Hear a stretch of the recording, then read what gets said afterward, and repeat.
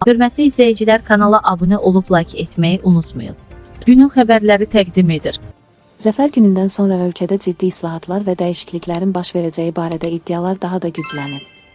Yaxın günlərdə səs-küylü həbslərin olacağı, xüsusilə də Ramiz Mehdiyev olayı ətrafında yeni addımların atılacağı gözlənilir. Bu gözləntilər reallığa çevriləcəkmi? Konkret az xəbər verir ki, Global Info.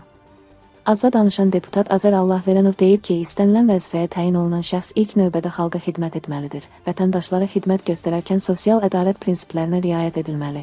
Qanunun verdiyi imkanlar və səlahiyyətlər çərçivəsində əhalinin maraqları prioritet kimi nəzərə alınmalıdır.